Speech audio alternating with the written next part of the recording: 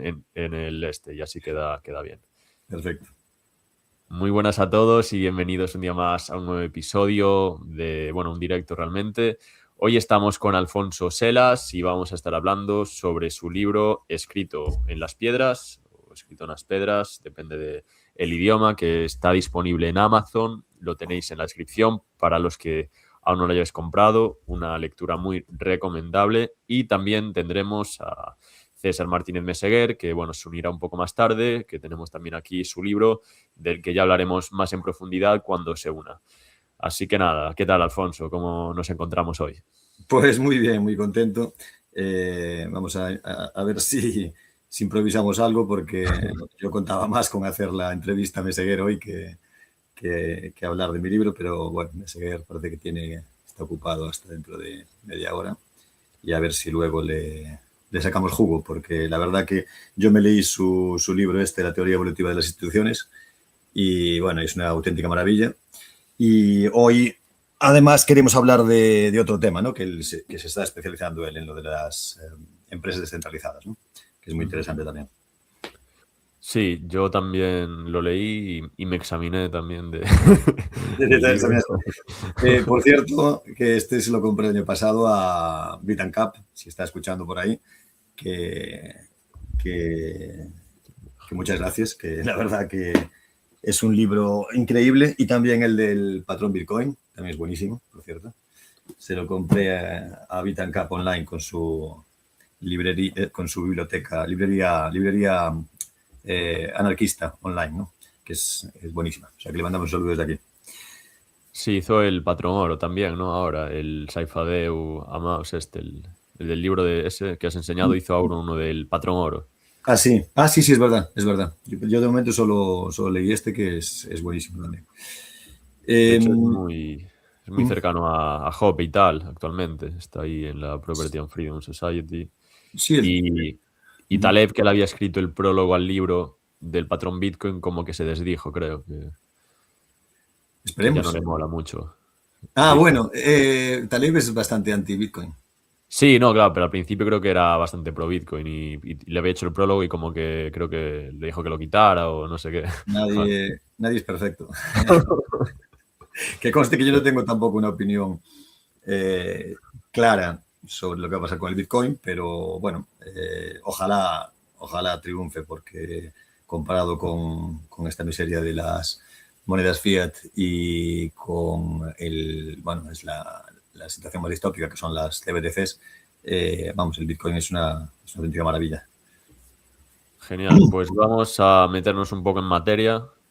Vamos a hablar un poco del libro, de lo que trata, que ya mucha gente lo sabrá, pero sobre todo es relacionado con el urbanismo, ¿no? Desde un punto de vista estatal, Sí, aunque también toca muchos otros temas, ¿no? Como la psicopatía dentro sí. del Estado y de las organizaciones, incluso empresariales, sobre todo las que son más jerárquicas, ¿no? Sí, quería hoy, ya que vamos a hablar con Meseguer después, quería tratar algo que saliera en mi libro, que tuviera relación con lo de la descentralización en las empresas, lo que va a hablar Meseguer después. Ajá. Y sí, yo creo que hay una relación muy estrecha entre centralización política y psicopatía. Y en las empresas creo que también, por extensión, pasa algo parecido. Pero quería decir, antes de empezar, perdón, porque se nos pasó comentar esto, que están ya lanzando el evento del Joan de Lugo de este verano, que va a ser espectacular. Noemi ha preparado una edición especial, y creo que ya están poniendo ya tienen bastantes reservas, porque creo que están poniendo las entradas a la venta. Y vamos, que va a ser en verano, y el que tenga la suerte de poder comprar una entrada, que no lo dude, vamos, que va a ser un evento buenísimo como todos los años. Sí, dejo ahí el link de la página del Son de Lugo, pero creo que aún no están allí puestas, pero por si salen ahí, que les echen un ojo, si alguien está interesado, que nos hable y le pones en contacto. Vale. Y luego Anarcogal, pues lo celebraremos en noviembre del próximo año, o sea, de este año, y esperemos que también, seguro que va a ser un éxito, y estará allí también Meseguer. que ya fue un lujo tenerlo el año pasado, y pues este año seguro que va a ser tan potente o más que el año pasado. Bueno, ahora si quieres seguimos con el tema este de las empresas. Yo en el libro menciono a un autor que a mí me abrió mucho los ojos, que tiene un canal en YouTube que se llama Iñaki Piñuel, y es un psicólogo, y es un psicólogo especializado en psicopatía. Y este señor me abrió mucho los ojos porque, bueno, él, yo no sé si tiene algún tipo de conexión con la escuela austríaca o no, supongo que no, pero la verdad que cuando ves sus vídeos y cómo habla de la sociedad y de las empresas, porque él sobre todo era un psicólogo especializado en problemas de empresa, pues habla como auténtico anarquista, ¿no? Como auténtico libertario. Escribió este libro que se llama Mi jefe es un psicópata, que yo, bueno, si os digo la verdad, tengo que reconocer que el libro no es lo que más me gusta de él. O sea, prefiero ver los vídeos de YouTube, pero bueno, el libro tiene sus puntos fuertes, pero habla de un tema muy interesante, porque nosotros entre anarquistas estamos muy atentos, muy acostumbrados, ¿no?, a referirnos a los políticos como psicópatas, ¿no? Y muchos tendemos a obviar que dentro de un capitalismo de Estado como el que vivimos, muchas grandes empresas forman parte del Estado, y muchas grandes empresas, sobre todo muy jerarquizadas y con estructuras piramidales muy claras, tienden a funcionar de una forma mimética al Estado, ¿no? Y Iñaki Piñuel viene a decir que tanto, bueno, su frase favorita es que, una de las frases favoritas es que el sueño de cualquier psicópata, lo que un niño psicópata quiere ser de mayor, es político, ¿no? Pero si no es político, otra de las cosas que él dice es: en los consejos de dirección de las grandes empresas están llenos de psicópatas.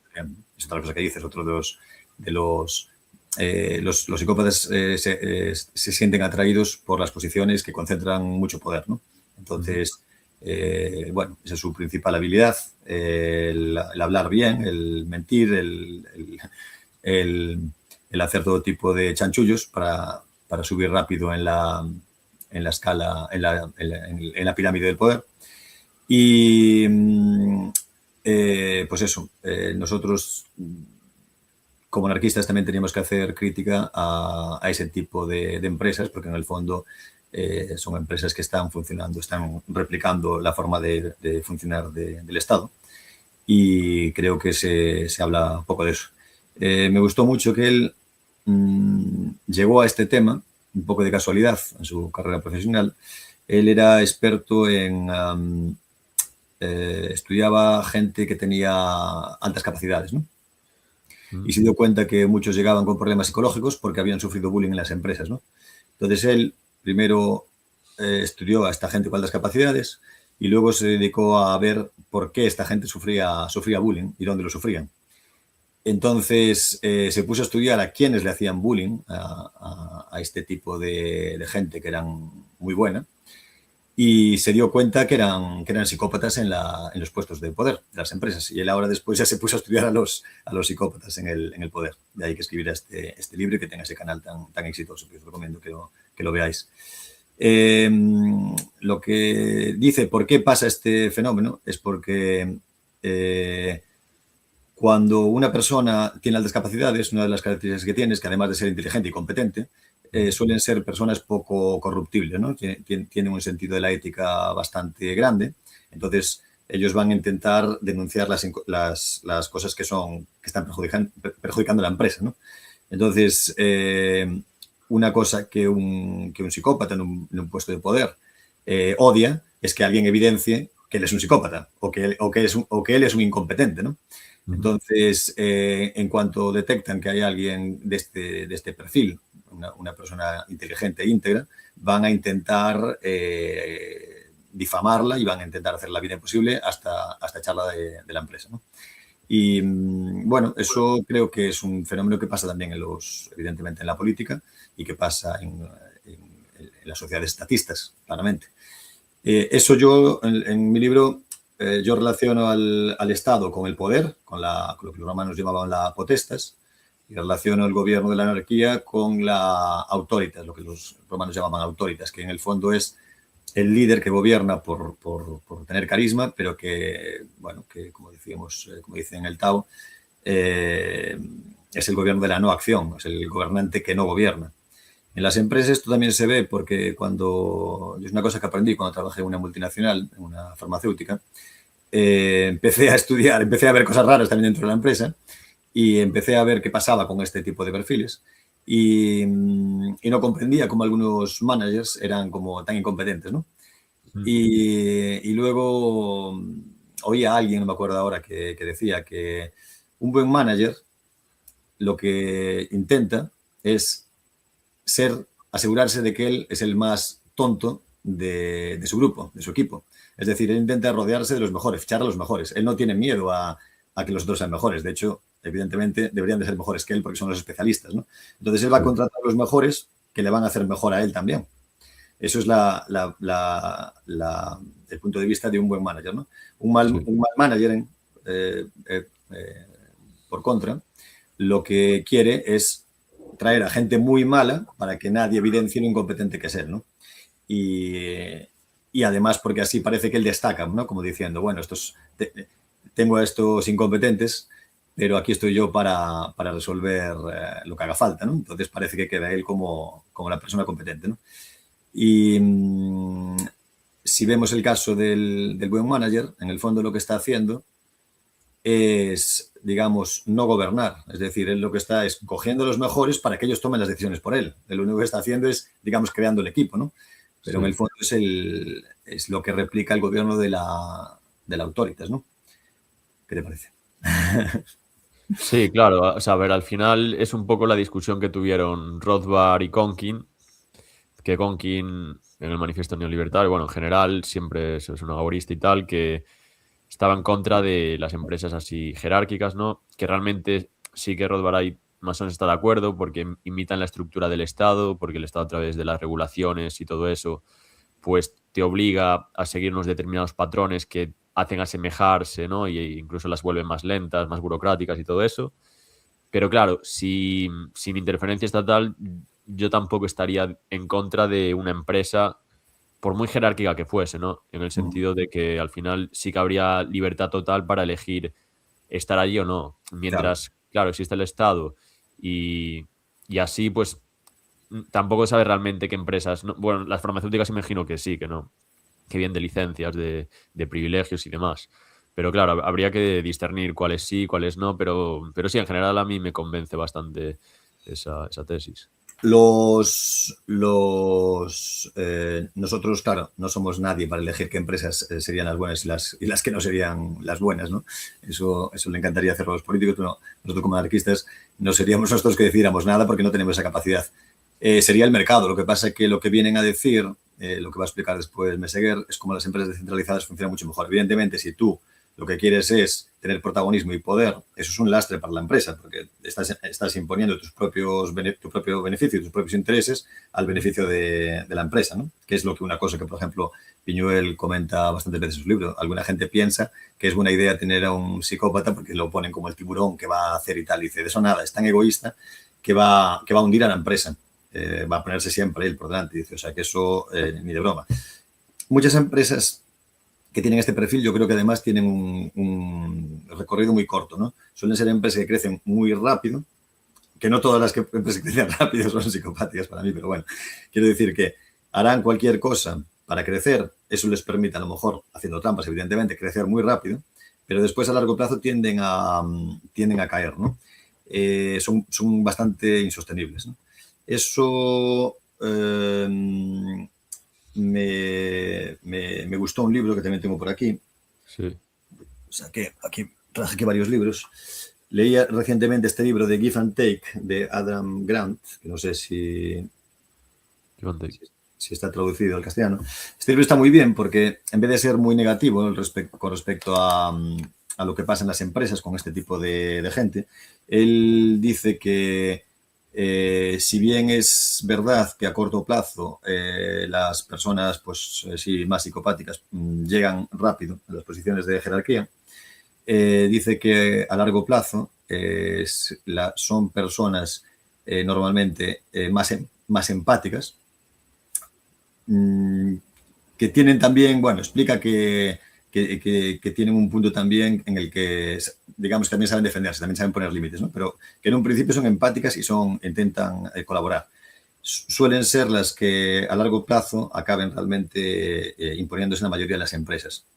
Pero eso, claro, sobre todo hablando de mercados poco regulados, porque claro, si hay empresas que viven directamente de prebendas estatales, no hace falta ser ningún crack, o sea, es decir, esa empresa haga lo que haga, va a recibir pues la subvención o lo que sea, y Sí, entonces no hace falta que tenga gente competente en ningún tipo de puesto, ¿no? Entonces, él lo que dice es que para empresas en las que realmente se necesite, los psicópatas puede que tengan una ventaja a corto plazo, pero a largo plazo son normalmente directivos más empáticos los que acaban triunfando, ¿no? Y desde luego es lo mejor que le puede pasar a la empresa, evidentemente, ¿no? sí, yo alguna vez oí que muchas veces eso, se contrata a la gente buscando que no sea como una amenaza para Sí, ti, para tu puesto, o que sea mejor que tú, o incluso ya en alguna institución pública que se contrata teniendo en cuenta su orientación sexual. sí, por desgracia sí. Claro, porque al final como no asumen los costes, Claro, pues da igual, claro. al final afecta un poco a todo. Claro, el problema es que se crea un ambiente en las empresas que además desmotiva de una forma increíble a los trabajadores. Yo tengo unas opiniones que un día discutí hasta con Carrero, soy bastante polémico en mi visión de las empresas. Yo soy defensor de las microempresas, desde luego, y estoy bastante, como los marxistas, curiosamente, algo coincido con ellos, estoy bastante en contra del salario, del asalariado, del trabajo asalariado, del puesto del empleado, ¿no? Y lo que pasa es que es por las razones casi opuestas a lo que dicen los marxistas, ¿no? Los marxistas dicen que están en contra porque en realidad creen que es una víctima, que la empresa se beneficia de él y le quita la plusvalía, ¿no? Sí. Yo más bien lo veo al revés. Yo lo que no entiendo es por qué si yo contrato a alguien, esa persona no se involucra en la empresa tanto como yo. O sea, tiene que ser una persona que le interese que la empresa vaya tan bien como me interesa a mí. No le voy a decir que ponga ni a lo mejor ni las mismas horas, ni el mismo, pero por lo menos tiene que estar tan interesado como yo. Lo que no puede ser es lo que pasa que muchas veces con estos puestos de empleados y sindicatos y tal, que literalmente hay empleados a los que le interesa que la empresa se hunda, ¿no? A veces por cobrar indemnizaciones por despido, por ejemplo, cosas así. Eso es un modelo que no tiene ni pies ni cabeza. A mí me parece que lo más lógico es que la negociación entre el que contrata o el que crea una empresa y alguien que quiere que forme parte de ella debe ser una negociación libre. Se Sí. puede negociar unos términos propios en los que puedes decir, bueno, ¿cuánto quieres ganar al año? ¿Y qué quieres? ¿Que te lo dé por mensualidades? Bueno, pues te lo doy por mensualidades, ¿no? Pero él tiene que ser una especie de autónomo, tienen que ser como dos autónomos colaborando, cada uno haciendo su parte del trabajo, la que sea, pero los dos tienen que tener, como dice Taleb, skin in the game, ¿no?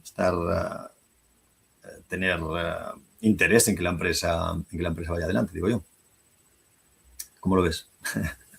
Sí, yo también creo que seguramente las microempresas o que no ser asalariado sería algo más natural, ¿no? Pero al final en la educación ya te enseñan eso, a cumplir órdenes desde que empiezas y entonces crean pues eso, un peón de fábrica y también incluso no solo, bueno, el sistema escolar, sino el socialismo que tenemos desde pequeños, eso también hace que tú tengas que pedir todo a los políticos, que tengas que estar manifestándote para que fomenten tus intereses y que tu partido que elijas pues te cuide, en vez de que seas tú el que resuelva, ¿no? Como sería un sistema capitalista que tú tienes que buscarte un poco la vida, ¿no? Y eso al final se va perdiendo y se va mermando esa capacidad pues, empresarial o creativa.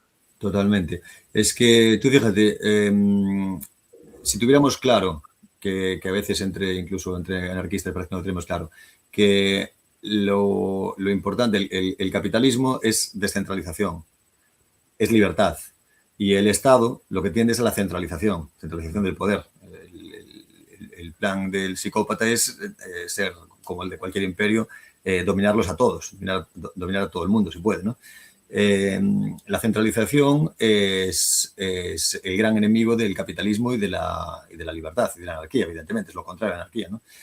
Por eso me hace gracia que en España, bueno, en esta edición de Anarcogal tenemos pensado dedicarlo le hemos llamado el pendulazo, ¿no?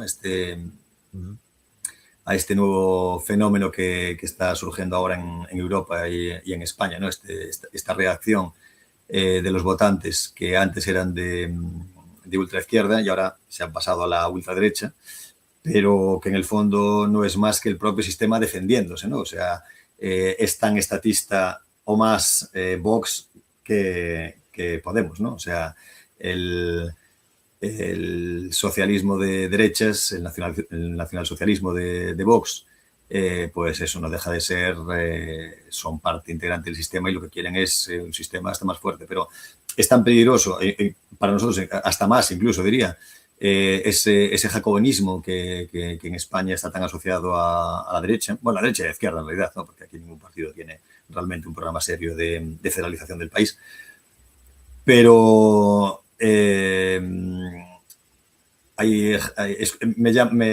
nos llama especialmente la atención, esto lo hablaba con Caramés el año pasado, ¿no? Cómo la gente, escapando de las ideas de la izquierda, se va a refugiar otra vez con el lobo, con el lobo azul, cuando el jacobinismo es el grandísimo, la centralización política es el grandísimo enemigo del libertarianismo, del capitalismo y de la libertad en general, ¿no?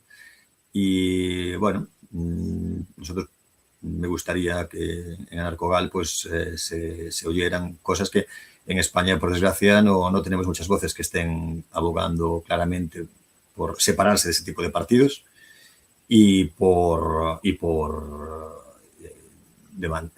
exigir o pedir la descentralización y dejarnos de tanto intervencionismo, tanto de derechas como de izquierdas. A mí, además, Vox me parece el típico partido que es exactamente lo mismo que Podemos, creado por gente que son políticos profesionales, que metieron al principio a 4 con ideas un poco liberales y los echaron rápidamente.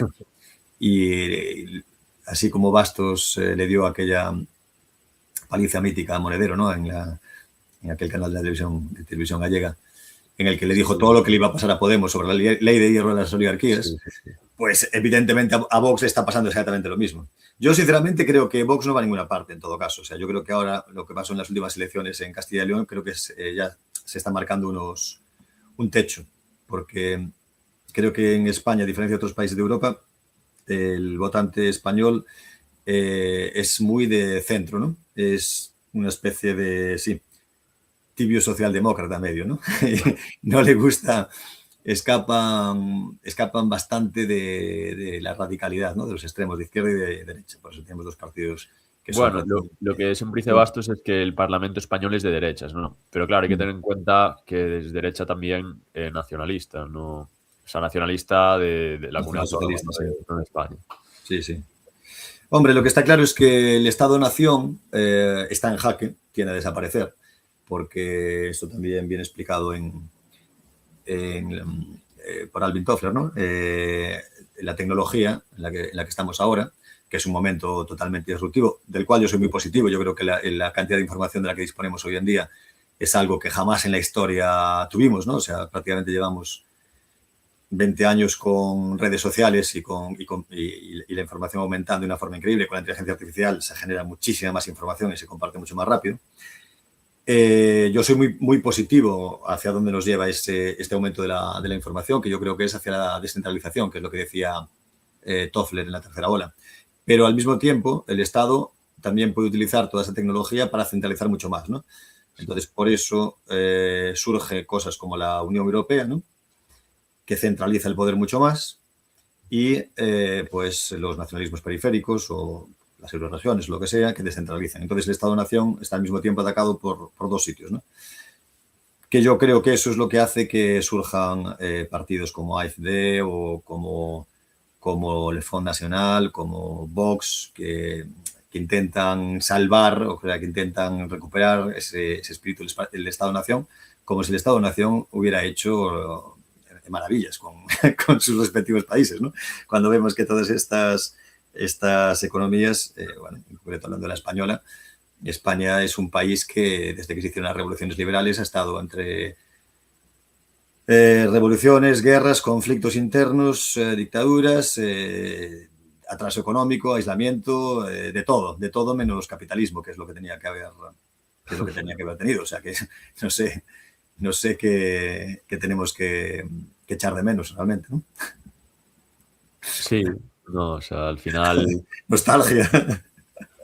es jacobinismo, tanto eso, Vox como Podemos, es una diferencia de grado, no de esencia, y lo peor es que la gente como que se engañada, yo creo, porque siempre busca alternativas al sistema, y yo creo que mucha gente eso, ve a Vox como que dicen, no, estos van a llegar, van a ser diferentes, y es así todo el rato, ¿no? Y no sé, y se plantean soluciones cada vez más pintorescas. Ahora yo veo eso, bueno, el Gisbert con lo de la democracia directa todo el día. Luego otro hablando de la tecnocracia. Luego tras Mesilla, el vaquero del comunismo. O sea, Ah, sí. Por cierto, es gracioso esa nueva tendencia de la izquierda, ¿no? Porque la izquierda, por lo menos antes, era internacionalista, ¿no? Se suponía. Pero ahora esta izquierda, bueno, ellos la justifican a su manera, tendrán su razón. Bueno, es una consecuencia lógica para mí del marxismo al final. Pues se acaba pareciendo sospechosamente al nacionalsocialismo, ¿no? Porque ellos ahora son los primeros patriotas, ¿no? La idea de un Estado fuerte y de una España única, indivisible, ¿no? sí. Ahora es la nueva insignia de la nueva izquierda, ¿no? Con lo cual se están ya pareciendo tantísimo a la extrema derecha. Una vez hubo una comparativa que hizo Juan Ramón Rayo sobre lo que se parecía a Podemos a Le Pen, al partido de Le Pen en Francia, ¿no? Y era una correlación, era una coincidencia, creo que del 90 y pico %, ¿no? Y efectivamente yo creo que si pones ahí a Abascal y a Vaquero van a discutir poco. Sí, había uno que hacía entrevistas por la calle y decía, vale, voy a haceros Claro, una sí. pregunta de quién es esta cosa del programa electoral. Y eso, y pues era algo igual de Vox y decían que era de Podemos o era algo de la Sí, Falange y que era así de Podemos. O sea, sí. que al final sí, parece que son muy diferentes dialécticamente y demás, pero al final es básicamente lo mismo cambiando pues eso, 2 o 3 cosas. Sí. Y el comunismo, o sea, lo que dice Bastos en su libro es que ser internacionalista no tendría sentido porque no podría funcionar sin vivir en un sistema capitalista porque no puede calcular, ¿no? Entonces, pues al menos viviendo en un sistema capitalista, aunque ellos no lo sean, pues podría más o menos ir haciendo, ¿no? Pero si no, es lo de que habría que dejar incluso como a Nueva Zelanda, si todo el mundo Nueva fuese, Zelanda, sí. ¿no? Fuese Mm, comunista, Nueva Zelanda tendría que ser capitalista para medio calcular. efectivamente. Pero sí, además fue al Madrid Economic Forum, por ejemplo, Roberto Vaquero, simplemente yo creo que no solo por un tema de igual, vale, que haya más debate o lo que sea, sino porque yo creo que ellos se sienten muy cercanos a su discurso anti-inmigración y anti-woke. Ujú. Y yo creo que, claro, cogen eso de él y, bueno, lo demás obviamente no, pero claro, ya simplemente con estas cosas, coger a alguien para tal, ¿no? No sé, es como... Es curioso. No sé si viste el otro día en Senegal, creo que fue así, en Senegal, para ver la locura, ¿no? de los efectos de juntar a todos estos psicópatas en un congreso de los diputados, ¿no? En Senegal, 170 representantes votan, todos al unísono, 170 a favor, 0 en contra, a favor de prohibir la homosexualidad en Senegal. Hostia. Es que es una auténtica locura, sin ningún tipo de disidencia y además diciendo, bueno, pues ahora, ¿qué quieres decir con que lo prohibimos? O sea, ¿los vas a matar? ¿Se van a tener que marchar? ¿O tienen que desaparecer? Tienen que convertirse, ¿no? Así como si fuera una religión o algo así. No sé, es algo demencial lo de los estados, pero... bueno, la centralización política pues lleva a cosas como esta, cosas que a una escala muy pequeña Sí. serían prácticamente imposibles incluso de proponerlas, ¿no? O sea, tú en una aldea no le vas a decir a todo el mundo, bueno, vamos a votar si prohibimos la homosexualidad en una aldea de 150 personas que se conocen. Ni se va a hablar de un tema como ese, porque tú no te estás metiendo, ¿no?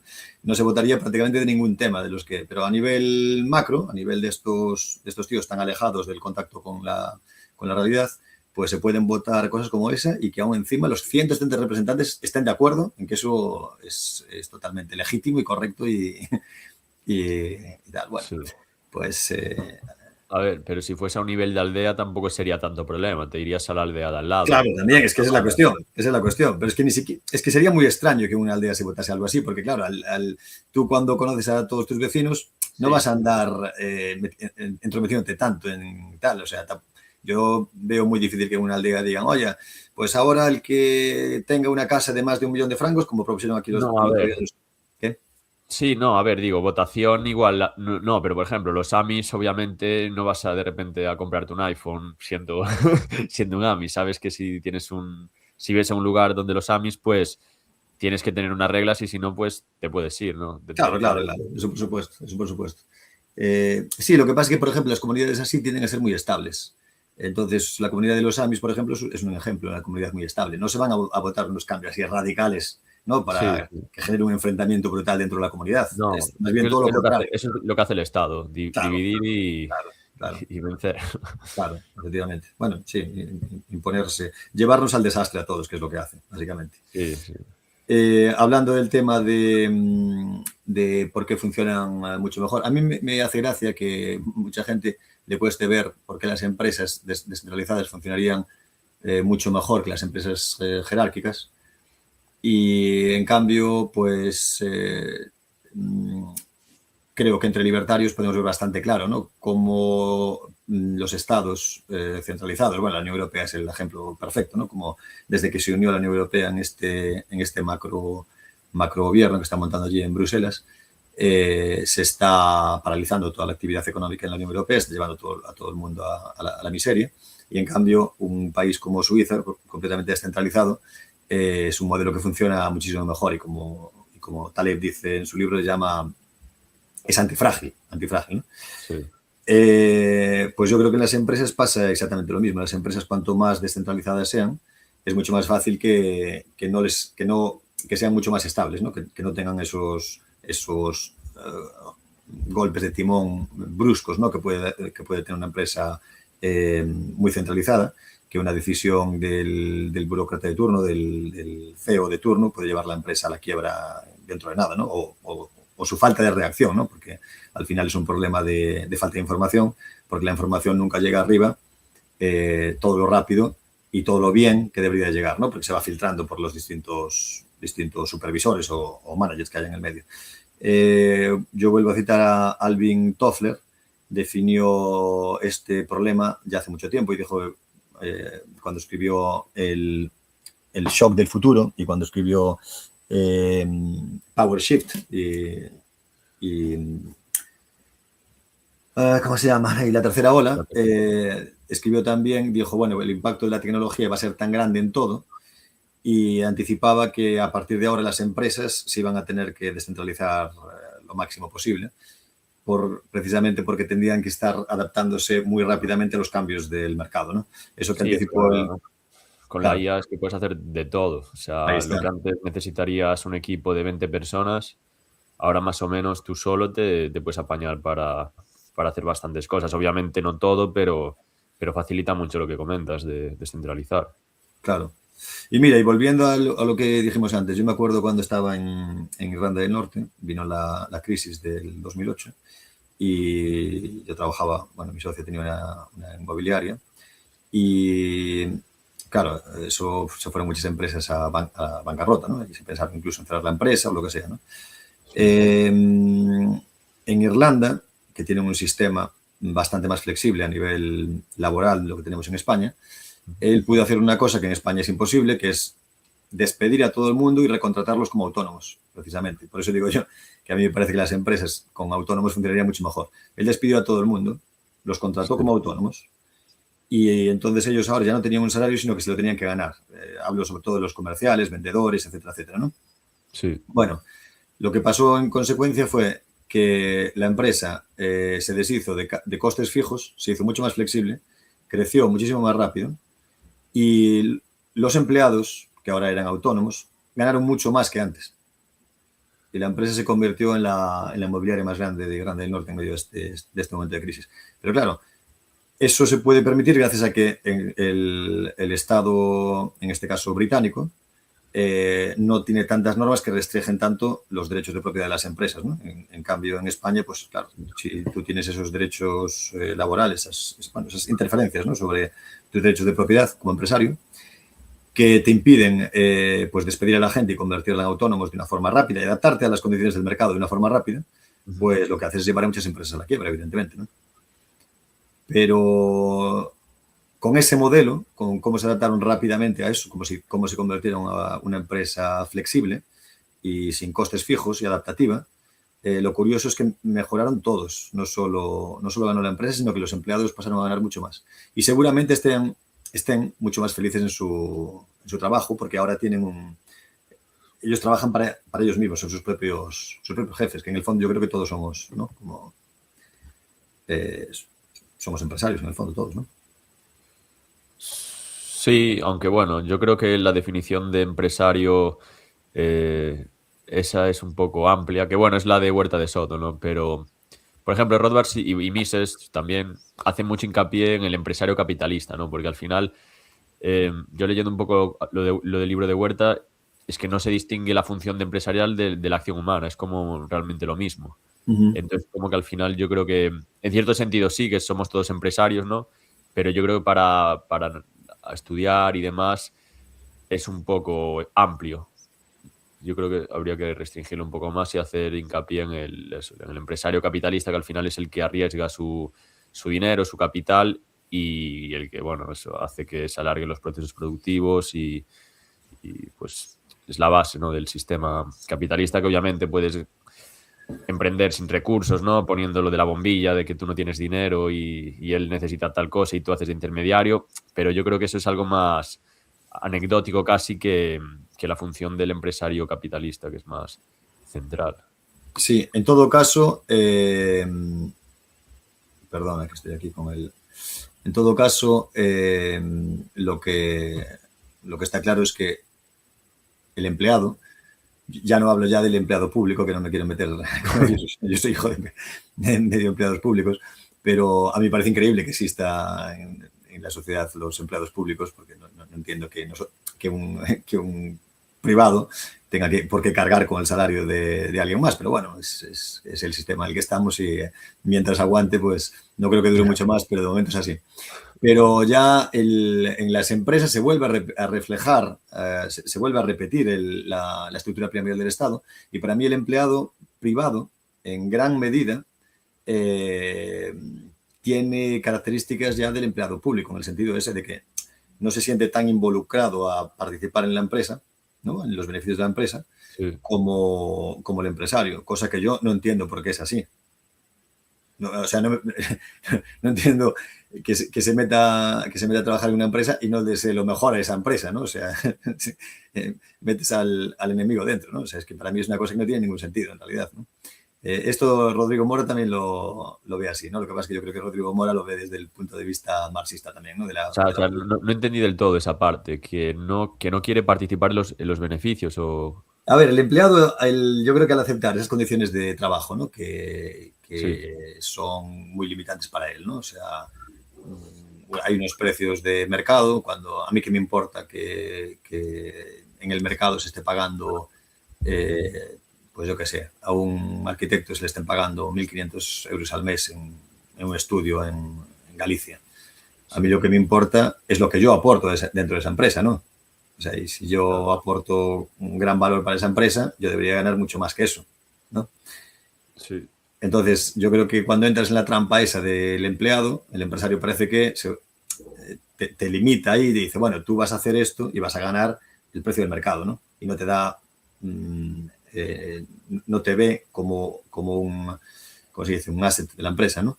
Como algo que, si te viera como un autónomo que pasa a ser casi como su socio, intentaría coger al mejor y cuando tiene al mejor, pagarle lo mejor posible para que no se le vaya. Sí. ¿No? O sea, ahí, entonces, yo creo que el puesto de empleado es algo muy limitante, tal y como está concebido hoy en día en las empresas, ¿no? Es algo muy limitante para el propio trabajador, ¿no? Y para el empresario también, porque se convierte en una carga. Pero lo vemos Sí. así porque yo creo que vivimos en una sociedad tan marxista, hemos asumido estos paradigmas como normales, pero yo creo que distan mucho de ser normales. Y no puede ser que el empresario y el trabajador estén enfrentados. Pero vamos a ver, tú no puedes pasar tu vida así. Tú no puedes ir a trabajar en una empresa que odias y con un jefe que odias. Digo yo, lo normal es que vayas a un proyecto que te interese Sí. y que trates de aportar lo máximo, ¿no? O sea, es decir, yo quiero llegar aquí, quiero que esta empresa, gracias a mí, vaya mejor y sentirme orgulloso de que esto esté mejor gracias a, no sé, digo yo. Es que yo creo que el libro este de Bullshit Jobs, ¿no? De Greber apunta a eso. Es que son prácticamente todos son bullshit jobs, ¿no? O sea, trabajos basura, ¿no? O sea, ¿qué estás haciendo allí? Si estás intentando que pasen las horas y que te llegue ese salario, que es un salario más o menos estándar, sin grandes motivaciones, y bueno, y eso, y sin involucrarte lo más mínimo, ¿no? En la empresa. Y al final, incluso pasa a veces que cuando dejas el trabajo o te vas del trabajo, a lo mejor esa plaza no es ni te reemplaza nadie, ¿no? O sea, de lo poco que aportabas a la empresa, ¿no? Dicen, bueno, tu puesto lo vamos a eliminar porque realmente no aportabas nada. Digo, sí que eso no es perder la vida y perder el tiempo, tanto para el empresario como para el trabajador. Que Sí, parece, es un poco también lo que dice Mises en su libro de Burocracia, ¿no? Que al final eso tiene un efecto que en el sector público no lo aplica, pero en el sector privado, en nuestros trabajos, que realmente muchos pueden ser privados, pero formalmente no, pero realmente pues casi ser públicos, ¿no? En cierto sentido, al igual que puede haber trabajos privados.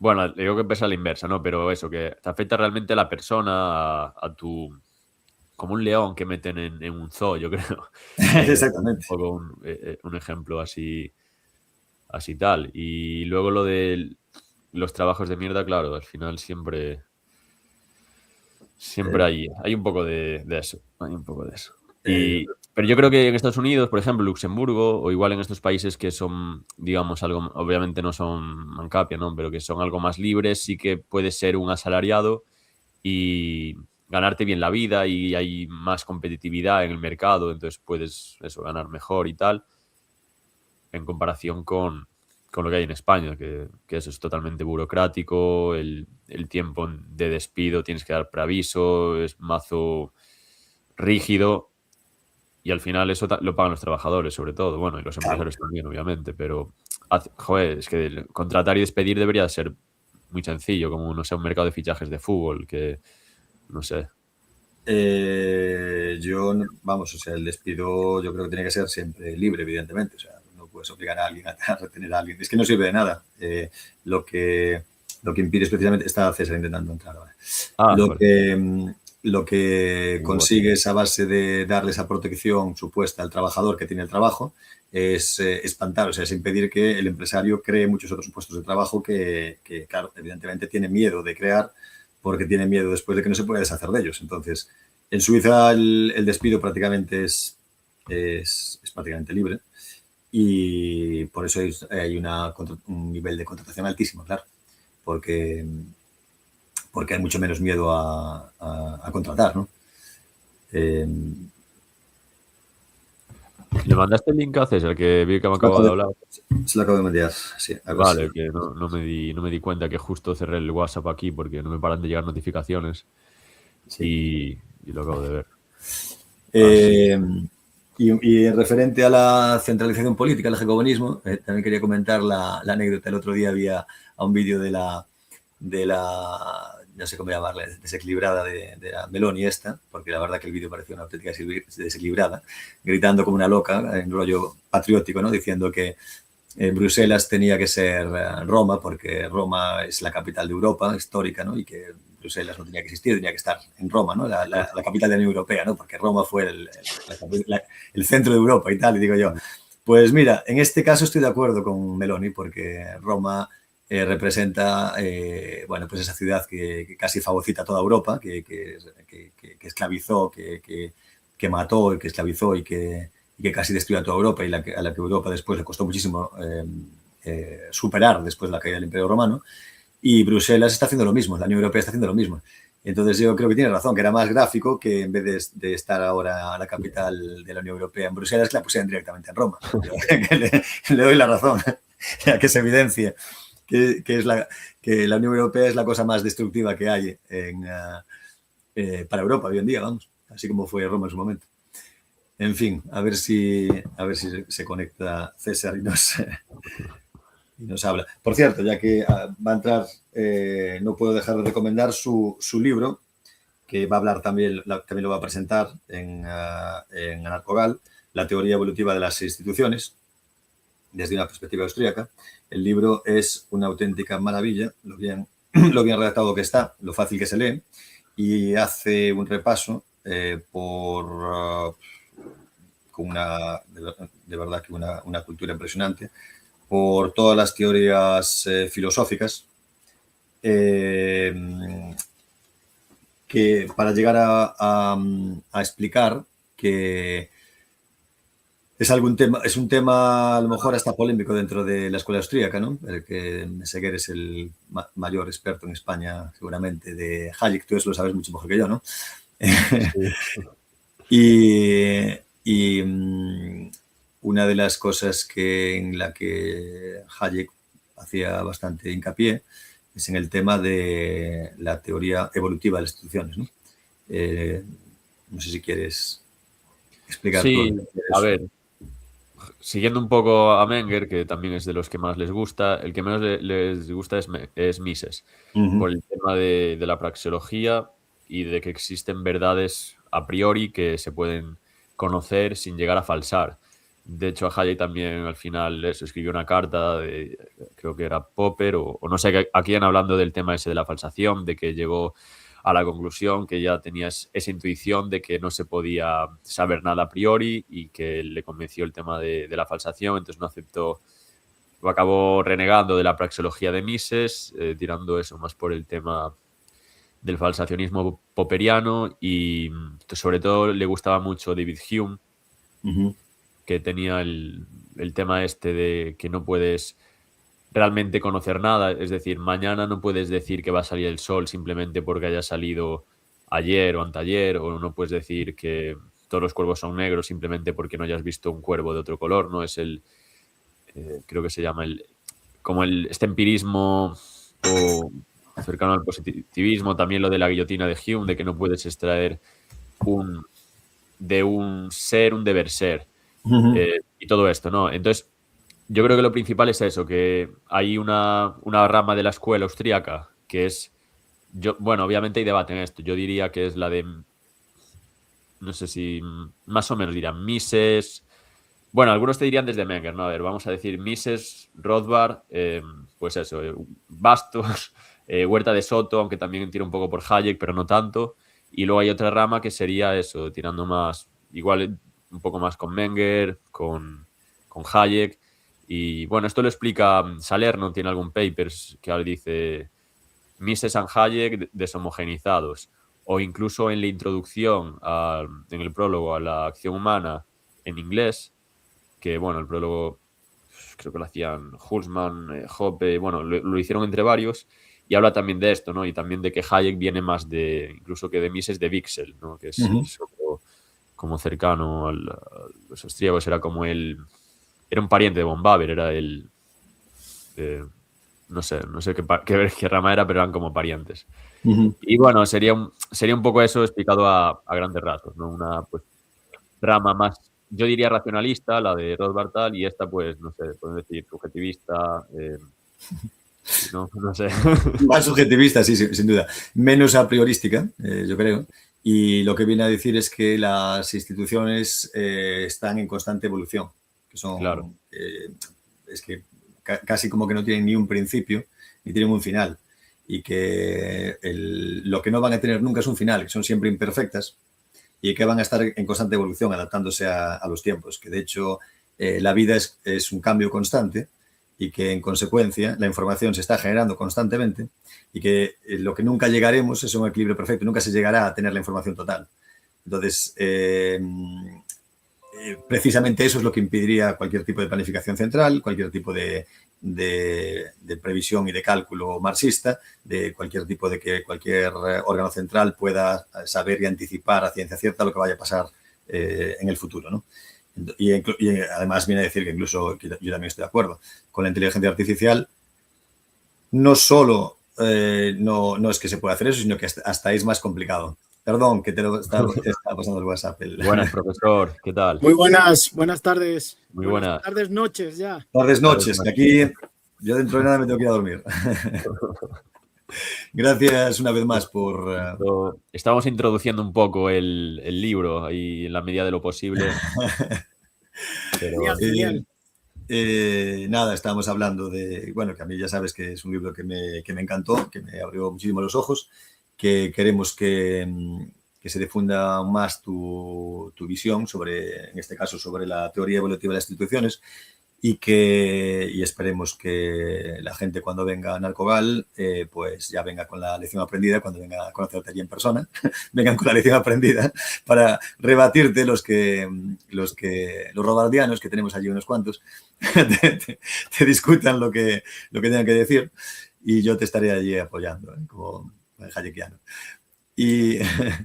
Pero hoy en todo caso queríamos más tocar el tema de si te parece bien, de las empresas descentralizadas, que es un tema que a mucha gente le interesa y del que se sabe poquísimo en España, que sigue sonando yo creo que a chino y que, bueno, que nos gustaría que, si te parece, nos explicaras un poco cómo descubriste estas ideas y bueno, y por qué crees que funciona mejor. Bueno, vamos a ver, a mí lo que me llamó la atención desde hace ya muchos años, desde que yo entré en contacto con la escuela austriaca, allá por el año 86, 87, era esa visión que tenía totalmente diferenciada de lo que era la teoría de la acción humana y la función empresarial dentro del mercado y dentro de la empresa. Es decir, dentro del mercado, todos los grandes autores defendían la máxima libertad posible de acción humana para facilitar el aprovechamiento de la función empresarial individual y todo ese conocimiento brutal que está disperso en la cabeza de todos los agentes económicos, que genera lo que conocemos como ese orden espontáneo que es el mercado, ¿no? que es tan alucinante y tan maravilloso que funcione simplemente con unas cuantas normas generales y dando rienda suelta a la libertad del individuo.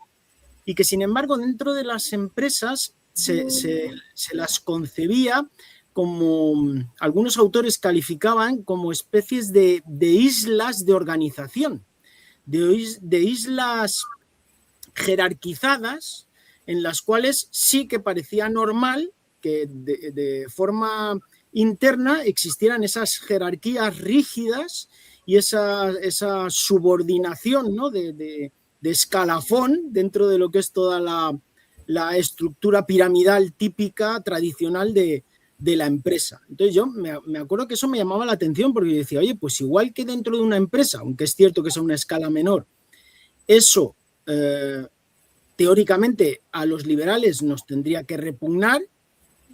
¿Por qué en la empresa sí y sin embargo en una comunidad mayor o mismo llevado al Estado lo criticamos y decimos que eso está mal? Es decir, ¿por qué el Estado, que al fin y al cabo es una estructura jerárquica, centralizada, de mandato, está mal, es nefasta para el correcto funcionamiento de la vida en sociedad y del mercado, pero sin embargo si es una sociedad es la mejor forma y es perfecto? Ahí no importa que hayan jerarquías, no importa que haya...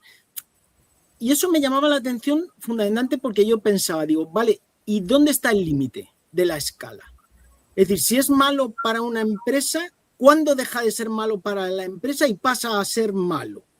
¿No? Porque al fin y al cabo es lo que te digo, la estructura estatal piramidal y centralizada sería pues casi trasladar la empresa a un Estado. Y decir, no, pues el Estado, igual que en la empresa está pues los directivos, el consejo de administración, toda la distinta distribución dentro de lo que es la jerarquía, ¿no? en los árboles.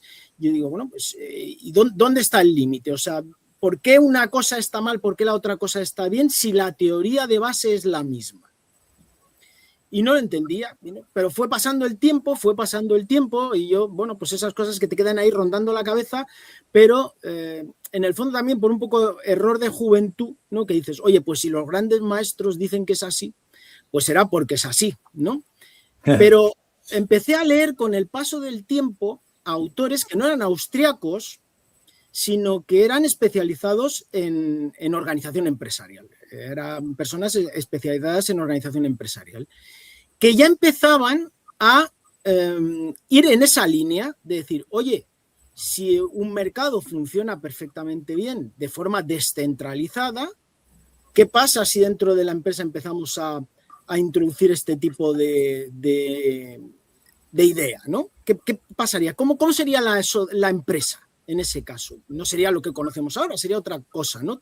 ¿Cómo funcionaría? Yo me acuerdo que al primero que leí, espérate, yo creo que tengo por aquí el libro, si me disculpáis un segundo voy a buscarlo.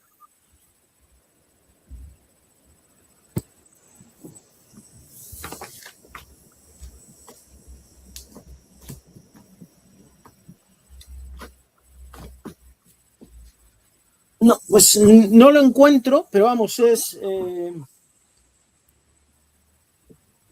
uno de los grandes gurús de la organización empresarial, que es Hammer, ¿no? Y decía que él entendía que sí que tenía que haber esa tendencia dentro de la empresa, ¿no? A descentralizarla. Y a partir de ahí me empezó a picar la curiosidad y empecé a buscar otros autores que dijesen lo mismo. Y encontré pues muchas intuiciones que iban en esa línea, ¿no? Empecé a leer y vi que estaban por ahí unos que hablaban pues eso de empresas agile, otros que hablaban de holocracia, otros que hablaban de no sé qué, otros que hablaban, yo digo, oye, pero o sea, los propios especialistas en organización empresarial se están dando cuenta de que efectivamente una organización interna de una empresa no tiene por qué ser algo jerarquizado, rígido, piramidal, sino que puede funcionar como algo mucho más parecido a lo que los austriacos decíamos que debía de ser el mercado. Entonces ahí ya empezaron a encender las bombillas, ¿no? Empecé a decir, esto aquí hay algo importante, aquí hay algo fundamental. De todas maneras, es cierto que tardé en terminar de cerrarlo, porque cuando comentaba estas cosas tenía mucho rechazo. O sea, pero dentro de los austriacos, dentro de los austriacos. Y me decían, no, pero qué barbaridad estás diciendo. La empresa es esto y ha sido así siempre y tiene que seguir siendo tal. Entonces, como que me frenaban un poco, ¿no? Ahí pequé un poco de cobarde. Y el último que me abrió así los ojos sobre esto fue un documental que vi, que me parece que a ti, Alfonso, te lo he pasado, ¿no? Que me salió de casualidad en la televisión, yo viéndolo, que se titulaba, me parece que era algo así, no sé la traducción exacta al español, pero algo así como La felicidad en el trabajo, ¿no?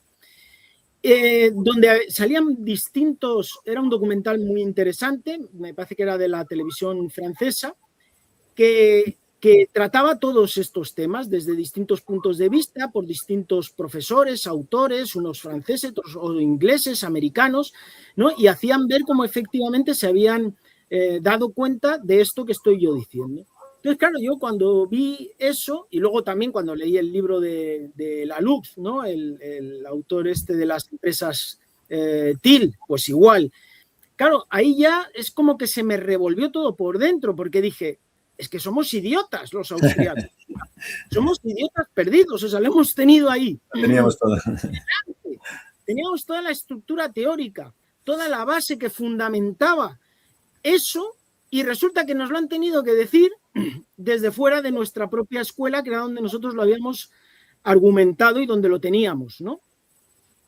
Bueno, pues a partir de ahí se me ocurrió empezar a escribir yo cosas, ¿no? Escribir un artículo, luego hay también un compañero vuestro de Jorge, del máster, pero lo que pasa es que es del año anterior, o sea, de hace un par de años, perdón, que también quiso abordar su tesis doctoral en esa línea, y también sacamos otro artículo sobre temas de la introducción de los órdenes espontáneos dentro de las organizaciones.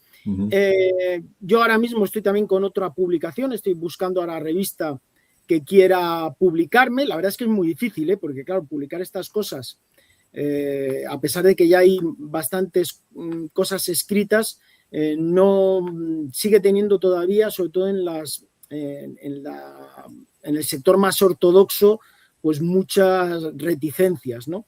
Pero bueno, pero que ya hemos publicado cosas, ya se están publicando cosas en ese sentido desde la visión austriaca, que es la que yo considero que tenía que haber sido la primera en clavar la bandera, ¿no? Y decir, este territorio es nuestro porque lo descubrimos teóricamente antes que nadie, aunque solo fuese por el orgullo, ¿no?, de decirlo. Y poco a poco yo espero que vayan saliendo más cosas, que vayan publicándose. Ya tenemos otro alumno de doctorado que también quiere hacer su tesis en esa línea. Es decir, se van abriendo por ahí distintas cosas. Yo con Miguel Ángel Alonso también tengo alguna publicación por ahí, que estamos intentando retomar a la escuela austriaca como, entre comillas, como líder, ¿no?, en este ámbito de introducir los órdenes espontáneos dentro de las empresas. Pero lo cierto es que, bueno, es una cosa verdaderamente sorprendente, A mí es una cosa que yo, cuanto más la pienso, no llego a entender muy bien cómo hemos podido no ver lo que teníamos. Sí, le acabo de pasar a Jorge, no sé si puedes poner el link del documental Sí, lo envié por el chat. Vale. Lo puedes poner en la descripción luego y tal. Está en francés, pero supongo que ahora con la inteligencia artificial se podrá hacer la traducción directa, ¿no? No sé cómo funciona eso, pero bueno. Y luego también estaría bien, porque alguna gente pregunta sobre el libro que recomienda el profesor Meseguer, que es el de Frédéric Laloux, Reinventar las organizaciones. No sé si te lo pasé por ahí, si quieres poner el link. Es curioso porque efectivamente estuve mirando una entrevista a Laloux, muy personal, sobre su vida, que él decía que su vida no tiene ninguna importancia, que él es una persona de clase media, con vida, digamos, ¿no? Y que es increíble que lo que estás diciendo tú, como en cambio él sí que llegó a esta conclusión a base de observar el trabajo en varias empresas, ¿no? Que él ni siquiera tenía una gran vocación para estudiar, creo que administración de empresas, creo que fue lo que estudió. Pero luego, cuando empezó a trabajar, pues se dio cuenta de lo mal que funcionaban las empresas y empezó a estudiar eso, y él acabó hizo este libro, hizo una charla, una TED Talk, ¿no? Charla TED de estas, que tuvo muchísimas visualizaciones, que explica muy bien su libro, vamos. Y sí que es verdad que sí que es curioso que él haya visto esto todo tan claro sin ser austríaco y que los austríacos no lo hayan visto. Como tú dices. Sí, no, además, no solo que no es austríaco, sino que viene del ámbito más puramente rígido, ¿no? Sí. Del clásico, además en Francia, ¿no? Que son también muy rígidos en ese sentido, ¿no? Muy de la escuela clásica, ¿no? De la organización empresarial y tal, porque esto a lo mejor te viene de Estados Unidos y bueno, pues dices más o menos, ¿no? Ya se habían visto muchas cosas de estas empresas agile, en tecnológicas, en startups y cosas de esas, ¿no? Y dices, te hubiese extrañado menos, pero claro, que él lo viese con esa claridad. Es cierto que tiene, si veis el libro y lo leéis alguno, veréis que tiene un sesgo claramente. O sea, se nota que no es austríaco. Socialdemócrata. Sí, es bastante socialdemócrata. Pero bueno, pero nos da igual. La conclusión a la que llega es muy similar. Sí. Y además nos ha hecho una cosa que es muy de agradecer. Yo a mí algún día me gustaría hablar con él y darle las gracias, porque es un trabajo muy bueno en el sentido de estudio de campo. Es decir, el libro es muy práctico porque él aborda directamente no sé al final cuántas selecciona, pero vamos, en total trata sobre unas 20 empresas o así, al final me parece que se queda con unas 15 más o menos, o 12, no sé, y hace un estudio de campo, es decir, se metió allí en las empresas, preguntó, averiguó, vio efectivamente cómo funcionaba, qué sistemas seguían y tal, que es lo que tendríamos que haber hecho cualquier austriaco, que de verdad hubiese... se le hubiera despertado la curiosidad por aplicar lo que nosotros hemos defendido siempre, ¿no? Que es la defensa del individuo, de la acción humana, de la función empresarial y de la generación de órdenes espontáneos. Era tan sencillo como coger nuestras teorías, que tienen su origen en Mengel, Mises, Hayek, y haberlas trasladado y decir a cualquier tipo de organización. No solo empresas, o sea, esto es para cualquier tipo de organización, que puede funcionar perfectamente así. Otra cosa que también me llamó mucho la atención, hay todavía, no sé si decirlo porque igual nos lo pisan, porque estamos también dándole vueltas ahí, porque esto sería fundamental y da unas pistas el documental. La luz no toca el tema, pero en el documental sí que se toca un tema importantísimo, que es el hecho de aplicar esto dentro de lo que es la organización pública. Eso puede ser brutal. O sea, esto puede ser brutal, porque sería el germen o el virus, es que no me gusta llamarle virus porque suena a malo, ¿no?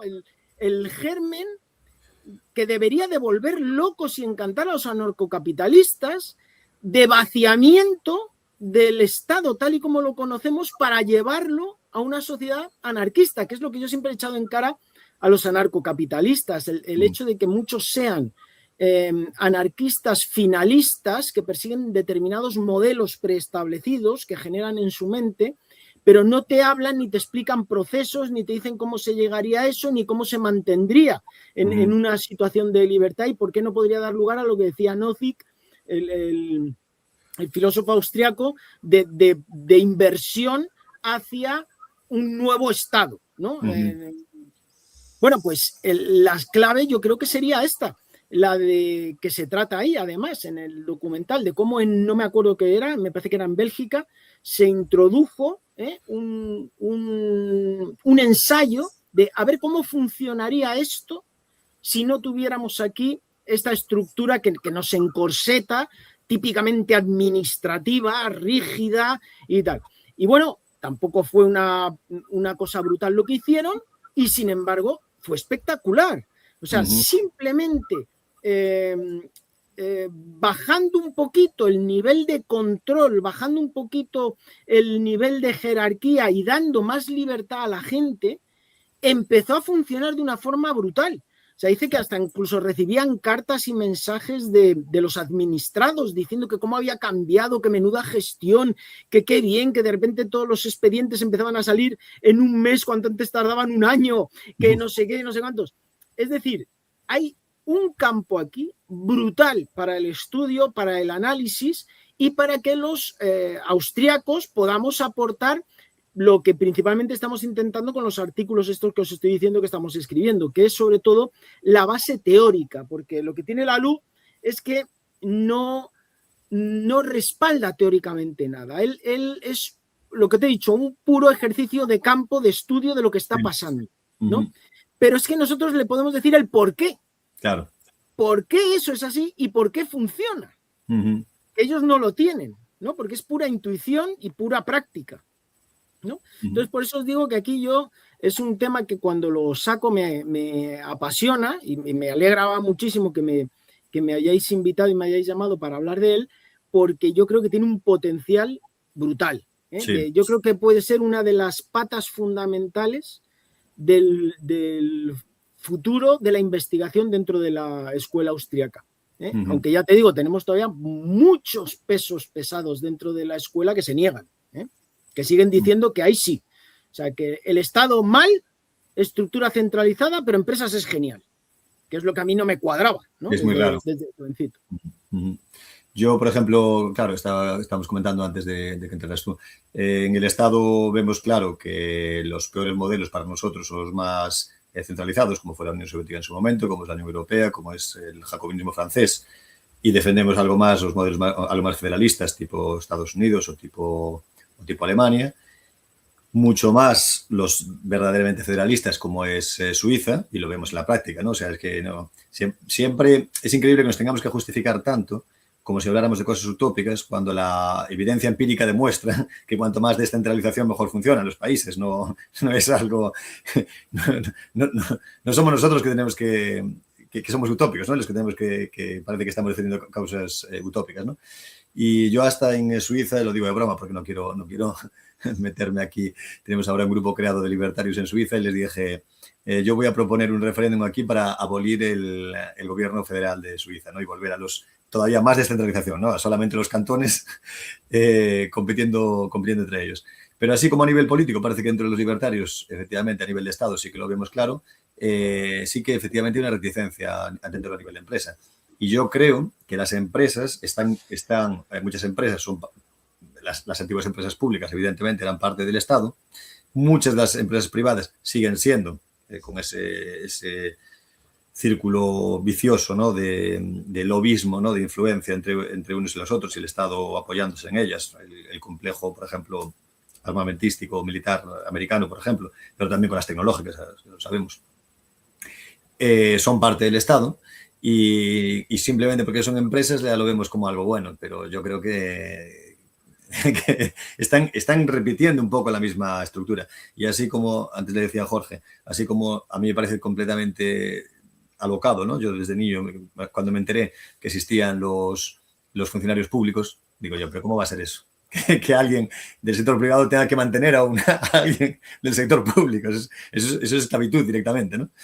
Pues un poco creo que a las empresas le pasa lo mismo con la propia figura del empleado, ¿no? O sea, que el empleado sea una carga para el empresario es algo rarísimo, ¿no? O sea, una empresa descentralizada, no sé si tenéis ya la idea clara de cómo funcionaría, si sería a base de todos funcionando como autónomos o cómo sería el caso, ¿no? Pero desde luego creo que la empresa que tenemos hoy en día, sobre todo con sindicatos de trabajadores enfrentados al patrón, que es algo... Yo no entiendo, si estás en una empresa tendrás que remar en el mismo sentido que tu jefe, digo yo. No sé. Pero no sé. Claro, yo creo que el modelo de empresa que tenemos en el capitalismo de Estado en el que vivimos tiene mucho de efecto mimético con la propia estructura piramidal del Estado, ¿no?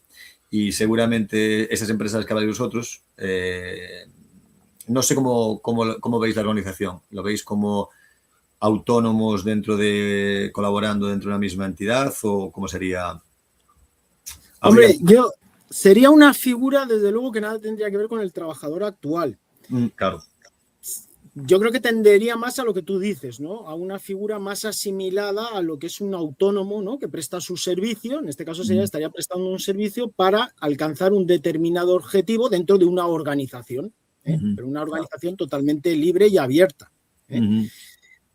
Pero lo curioso de esto es que, siendo eso, como dices tú, lo que parece que debería de ser lo más lógico, sin embargo, todas estas empresas que analiza la LUC no funcionan así, son trabajadores. Y aún así funciona. Es que tiene mucha fuerza la idea, es que tiene mucha fuerza. Evidentemente, la evolución yo creo que llevaría hacia lo que tú dices, pero que se puede hacer perfectamente con trabajadores más asimilados a lo que entendemos hoy por trabajadores, ¿no? Vinculados a la empresa y tal. Lo otro, además, sería bastante difícil teniendo en cuenta los entramados normativos que tenemos hoy en día, de temas laborales. O sea, la estructura está pensada por el Estado para que todo se asemeje al Estado, para que todo esté vinculado al Estado y para que todo esté engranado dentro de los engranajes del Estado. Entonces, todo lo que se sale de ahí, pues intenta fagocitarlo o destruirlo como sea. Y toda la normativa estatal, tanto empresarial como laboral, como fiscal, como todo, son continuas trabas a que la empresa sea algo distinto a algo similar al Estado. Es decir, ellos no te dejan que tú puedas innovar en esos campos. Tú no puedes generar nuevos tipos de contrato que te apetezcan, no puedes generar nuevos tipos de empresa, no, porque tienes que seguir las pautas mercantiles, laborales, de contratación, de que te dicen los tal. Entonces, claro, ¿qué es lo que pasa? Que yo creo que muchas de estas empresas, al final, lo que pasa es que tienen una especie de cara de puertas para afuera, para la administración, funcionan como quiere la administración, pero sin embargo internamente han sido capaces de buscar las formas para que internamente sí que funcionen los órdenes espontáneos, lo cual es ya como rizar el rizo, ¿eh? O sea, es el colmo de la complejidad. Pero lo que más maravilla es eso, que habiendo siempre tenido que guardar las empresas esa cara exterior que les pide el Estado, ¿no? Que tienen que tener todas uniformadas, con las mismas estructuras, con el mismo tal. Sin embargo, hayan sido capaces de introducir órdenes espontáneos que además, a pesar de todo ese encorsetamiento, funcionan a la perfección y funcionan a las mil maravillas. La idea aquí es la que siempre decimos los economistas. ¿Cuál será el lucro cesante de todo esto? Es decir, ¿qué nos estamos perdiendo si efectivamente se consiguiese hacer de verdad plena y libremente? O sea, es que no tenemos ni idea. Surgirían infinidad de formas de contratos nuevos, infinidad de nuevas empresas, de nuevas relaciones entre los individuos. Se enriquecería todo brutalmente. Sería como una especie de explosión, ¿eh? de creación y de tal. Pero no quieren, no les interesa. O sea, el Estado es así, el Estado es uniforme, el Estado es funcionario, el Estado es jerárquico, el Estado es monolítico, es arcaico y está putrefacto. Entonces, todo lo que se salga de ahí no le gusta y va a tratar de impedirlo. Por eso a mí me parece maravilloso esto que están consiguiendo estas empresas con todas las trabas, con todos los inconvenientes, con todas las normativas en contra y que, sin embargo, pues gracias... Aquí sí que es de agradecer a que la cúpula, podríamos decir, ¿no? El CEO, el que está, porque eso sí que es fundamental. O sea, en estas empresas la iniciativa la tiene que tomar de arriba a abajo, porque está bloqueado el sistema, ¿no? Entonces, la suerte es que te llegue un señor que diga, mira, se acabaron las tonterías. Aquí no hay jerarquía, aquí no hay no sé qué, porque si no es prácticamente imposible hacerlo. Cuando eso se consigue hacer, me acuerdo de una de las empresas que analiza la luz, que es esta Fabi, la fábrica esta de componentes de automoción, ¿no? Que hizo más o menos esto, entró el CEO y tal, y de repente la empresa se revoluciona y empieza a funcionar como no había funcionado en la vida, ¿no? Y en otras igual, otros ejemplos que se ponen en este caso en el documental sobre el funcionamiento de la empresa de motos de Harley Davidson, ¿no? Es decir, son continuos ejemplos en los que tú ves que llega la cabeza, ¿no? El que tendría que estar controlando la jerarquía y no, se acabó la jerarquía. Ya está, hasta aquí hemos acabado. Y además mis funciones van a ser mínimas. O sea, a mí no me vengáis a mí con dolores de cabeza. Vosotros resolvéis los problemas que para eso estáis ahí, estáis contratados y se supone que sois tan eficientes y tan buenos trabajadores. Y mi función va a quedar únicamente en velar que efectivamente nadie vaya en contra de esta idea. Eso es prácticamente, y como mucho a la representación exterior.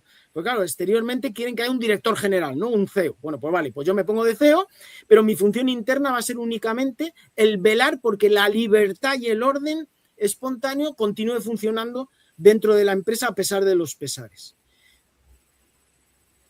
Es un milagro, de verdad. O sea, yo lo considero como una especie de milagro. Y lo más maravilloso es lo que os digo, poder llegar a combinar esta aportación teórica que hace la luz, también lo hace Hamel con otros autores que se meten, tiene un análisis muy bueno publicado, yo creo que lo publicó, no me acuerdo ahora la revista, una revista muy potente de las de impacto, un análisis que hizo parecido al que hace la luz en su libro, pero él lo hace centrándose en la empresa esta japonesa, ¿cómo se llama? Haier, ¿no? Se llama esta que es de electrodomésticos, me parece. Que es también un monstruo enorme, ¿no? Uh-huh. Y y hace un análisis parecido y resulta que llega a la conclusión y dice, pues es que estos en el fondo están funcionando de una forma muy similar también a un sistema no organizado jerárquicamente, mediante, le llaman como nódulos, ¿no? O como grupos, como si fueran células, ¿no? de internas que se van ocupando de distintas cosas, se relacionan entre ellas, se pasan información, gestionan sus propios presupuestos, o sea, casi como si fuera una especie de organismo vivo al cual se le da libertad y dice, funciona. Porque aquí lo único que se trata al final es de que el objetivo último, que siempre, bueno, el último siempre es tratar de satisfacer el máximo de necesidades, ¿no? De nuestros clientes y de la mejor manera posible. Concretando en nuestra empresa, ¿cómo hacemos eso? Pues una será haciendo una cosa, otra será haciendo otra cosa de la mejor manera posible para satisfacer esas necesidades. Eso también es un punto de inflexión, porque si te das cuenta, estas empresas, todas te lo dicen, nosotros, nuestro objetivo no es generar beneficios. Entendemos que el beneficio es la señal y la consecuencia de que estamos haciendo bien. El verdadero objetivo, que es el de intercambiar y dar servicios y dar bienes lo más adecuados, lo mejores, lo más barato posible a nuestros clientes. La recompensa, por eso decíamos la contrapartida, es que efectivamente vamos a empezar a tener beneficios, pero no nos centramos en eso porque nos haría perder el verdadero objetivo de la empresa, ¿no? Es decir, es un cambio total. Dentro, parte es lo que tú dices, Alfonso, serían nuevos tipos de contratos, nuevas formas que se irían asimilando, yo creo que más a lo que conocemos como autónomo o profesional independiente, ¿no? Destacando lo que sería su faceta empresarial, para que pudiera desarrollar su función empresarial como autónomo o como profesional independiente, pero que podrían funcionar de otras muchas cosas que a lo mejor ni se nos están ocurriendo, ¿no? Pero lo que pasa es que ya te digo, como está tan encorsetado y lo asociamos todo a que eres o trabajador, dependiente de la empresa o eres un autónomo que te la juegas tú y haces no sé qué. Bueno, pues podrían haber a lo mejor muchísimas otras formas, ¿no? Que ni se nos ocurre. A mí una cosa que me gusta muchísimo de lo que se comenta en este documental, que también sale Greber, por cierto, en el documental este que mencionas, y lo comenta también Lalou, es que el trabajo tiene que ser, o sea, lo que no puede ser, digo yo, ¿no? Es que pasemos 40 horas a la semana, 8 horas al día, yendo a trabajar a un sitio que odiamos o que no nos sentimos para nada involucrados, que no tenemos cero motivación, ¿no? Hoy dicen que las tasas, ¿no? de depresión o de burnouts y de gente que no le gusta su trabajo son enormes, ¿no? Y aquí lo que se fomenta con este sistema, o sea, parece que aparece como ese círculo virtuoso, ¿no? que decía Acemoglu, que esos trabajadores se sienten mucho más parte de la empresa, se hacen mucho más responsables, dejan de comportarse como niños pequeños caprichosos, pidiendo aumentos cuando a lo mejor la empresa va mal, ¿no? pidiendo vacaciones cuando la empresa tiene más trabajo, y en cambio empiezan a producirse lo contrario. O sea que, no sé en qué caso hablaba, que los trabajadores se fijaban ellos mismos, tenían la posibilidad de fijarse ellos mismos los salarios, y en contra de lo que la gente pensaba, que se iban a aumentar el salario de forma alocada e irresponsable, era todo lo contrario, ¿no? O sea, la gente tomaba la decisión o sea, como se decía, mucho más responsable, porque además eran como, los salarios eran públicos, ¿no? O sea, eran conocidos dentro de la empresa. Entonces, la gente era mucho más responsable a la hora de decir, bueno, no puedo pedir una barbaridad tal y como va la empresa, ¿no? Y además, como que la gente valoraba mucho más el sentirse integrado dentro de la empresa que un aumento salarial, ¿no? O que ganar más que en otra empresa, ¿no? Lo cual me parece que es otra forma de compensación a tu trabajo, ¿no? Porque yo lo que no puedo entender, bueno, con todo el respeto para los funcionarios, ¿no? Pero que en España, evidentemente, mucha gente toma la decisión de convertirse en funcionario simplemente por garantizarse un salario para el resto de su vida, normal, porque la empresa es una actividad de alto riesgo en España, está claro. pero el que tu aspiración sea el pasar toda tu vida en un puesto, en una oficina, sin hacer nada o sin que nada, o haciendo lo mínimo, ¿no? Para el resto de tu vida, simplemente por el hecho de que te entre la nómina a final de mes, que eso sea tu máxima aspiración, a mí me parece, bueno, dramático, ¿no? Me parece. Y creo que creo que eso evidencia un gran fallo en el sistema, ¿no? El sistema como lo concebimos hoy en día, ¿no? El sistema empresarial como lo concebimos hoy en día. Y yo creo que esto que estáis aportando vosotros, en gran parte viene a solucionar también ese problema, ¿no? Sí, claro. Pero además es que lo que dices tú, que es una cosa muy llamativa, ¿no? Lo de que en muchas de estas empresas los propios trabajadores son los que deciden sus sueldos, ¿no? Pero ha habido otras cosas que también han llamado mucho la atención, por eso que dices y que comentas de que el trabajador empieza a sentirse mucho más responsable y empieza a identificarse mucho más con la empresa. Uh-huh.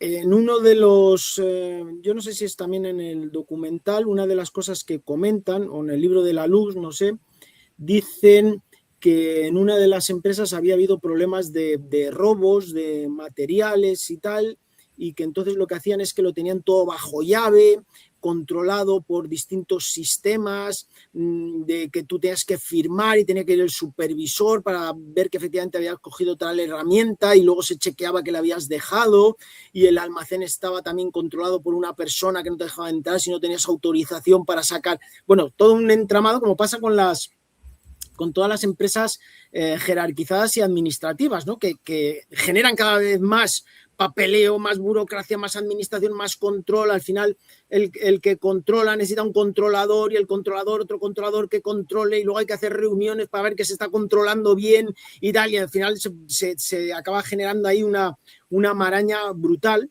Y una de las cosas que hicieron aquí fue decir, nada, aquí todos somos responsables, todos somos no sé qué, pusieron un cartel, me parece, diciendo cada uno es responsable, cada uno puede coger lo que quiera, se suprimieron las llaves, se suprimieron los controles, pero por favor que si alguien lo coge se haga responsable del material y lo vuelva a depositar, y de repente desaparecieron los robos. Yeah. O sea, con la puerta abierta, con libertad para entrada, únicamente hablando, diciendo, oye, mira, responsabilízate, ya somos mayorcitos, haz el favor, puedes coger lo que quieras, mira, como si te lo quieres llevar a tu casa porque lo necesitas para tu casa, pero lo vuelves a traer y lo dejas, y desaparecieron los robos. O sea, cuanto más control había, era peor. Claro. Aparte del entramado que se había generado para control del controlador, que eso no tiene fin, nunca, ¿no? Es decir, es verdad que el hecho de darte libertad tiene que ir siempre aparejado al hecho de que tú tienes que asumir la responsabilidad de ser libre, ¿eh? Pero claro, es también un proceso de educación. Es decir, no todo el mundo valdría para eso de entrada, porque, por ejemplo, en estas empresas, evidentemente, los filtros de selección son muy importantes.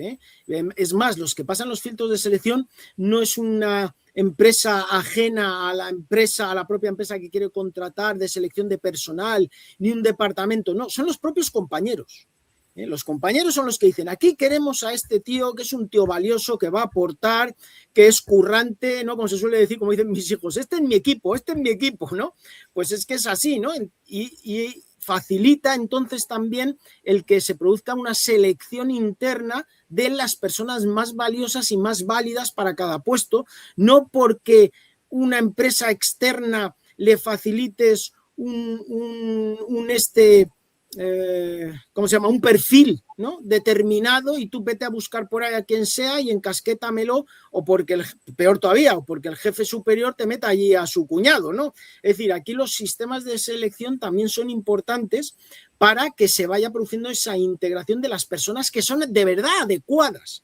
No porque te vengan impuestas, no porque te vengan elegidas externamente, sino porque los propios compañeros, los propios trabajadores saben quién hace falta, saben a quién se necesita, saben verdaderamente las cualidades que tienen que tener esas personas. Y si no las dan, fuera. ¿Y quiénes les echan?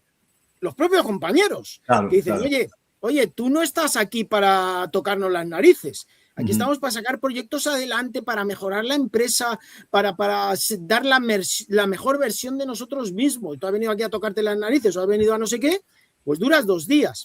Pero claro, eso es lo que decimos también antes, ¿no? Eso que te lo facilita. Pues nuevos sistemas de contratación y de despido. Si tú la contratación y el despido lo tienes totalmente encorsetado y estás atando al empresario que parece que cada vez que contrata a alguien se va a casar con él, pues evidentemente es imposible que haya agilidad en esa otra vertiente, ¿no?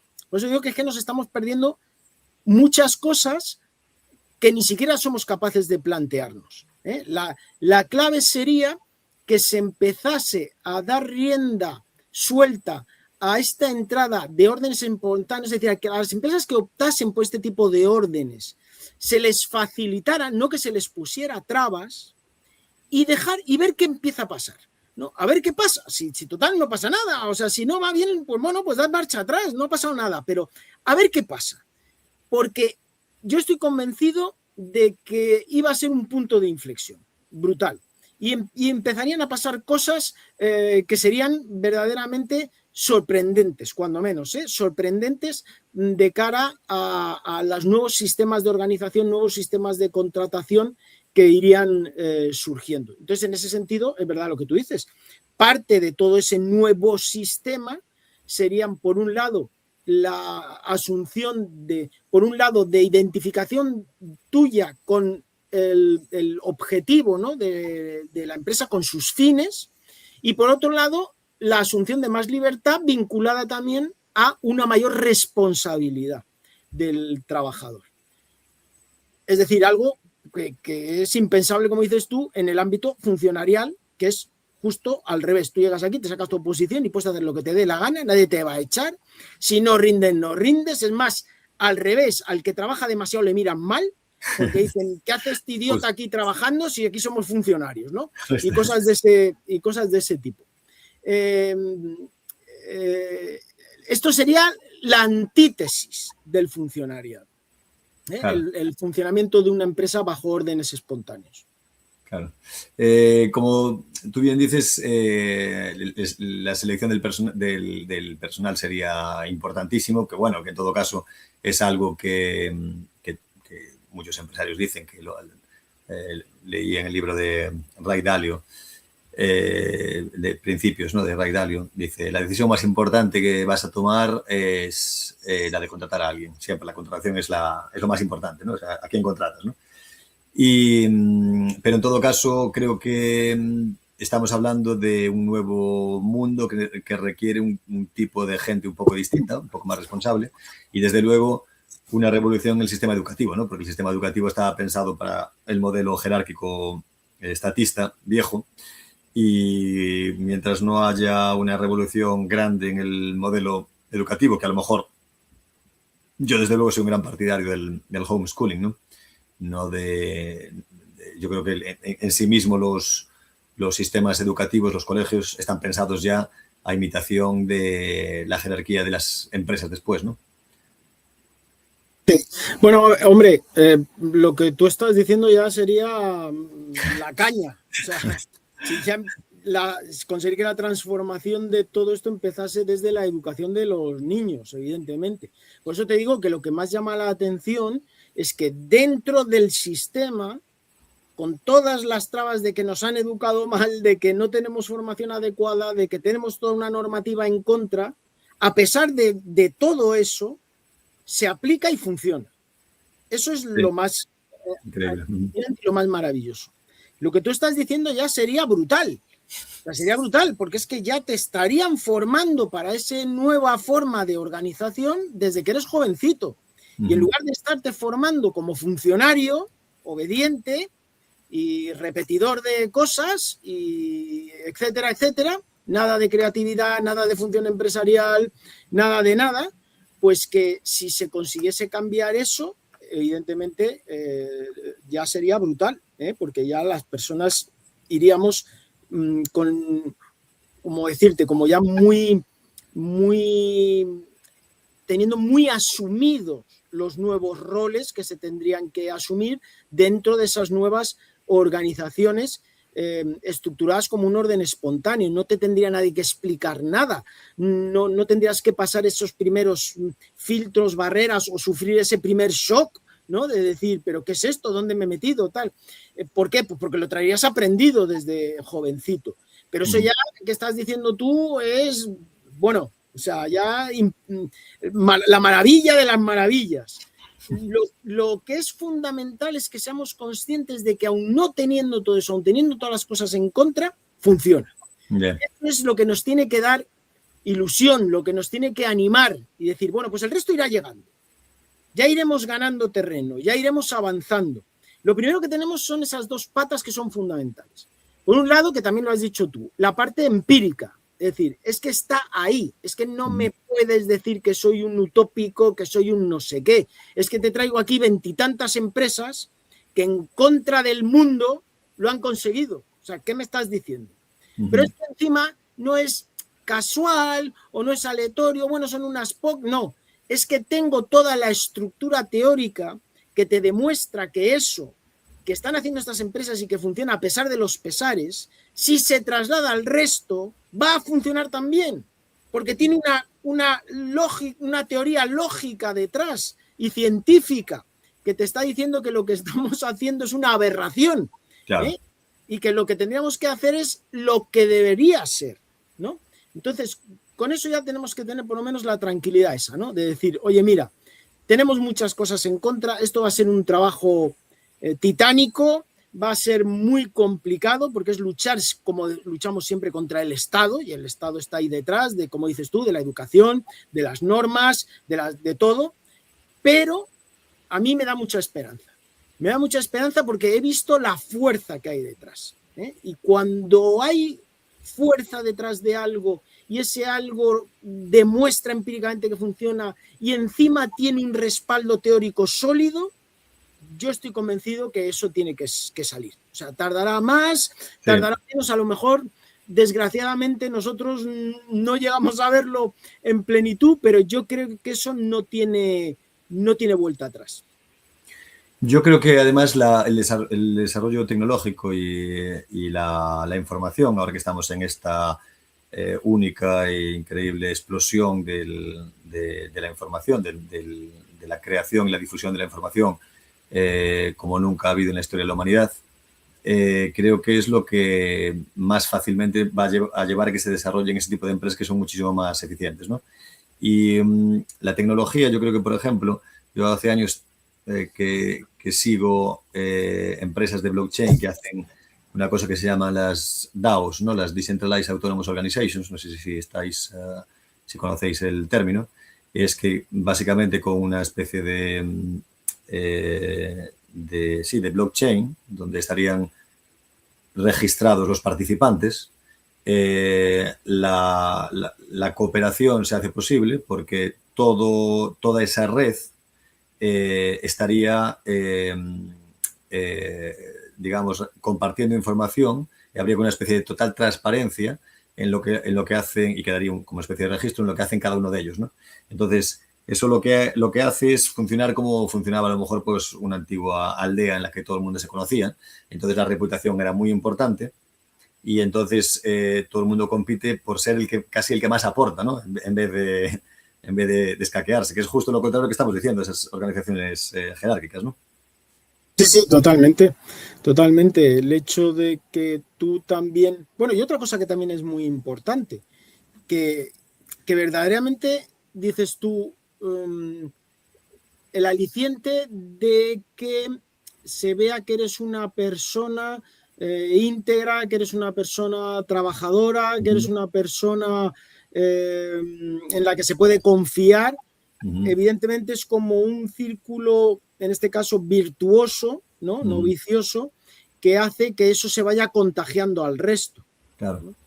Lo otro es justamente al revés, es el círculo vicioso. Es decir, a mí no se me reconoce, a mí no se me da libertad, a mí esto me importa un bledo, a mí que me paguen mi sueldo a final de mes, yo cuanto menos haga mejor.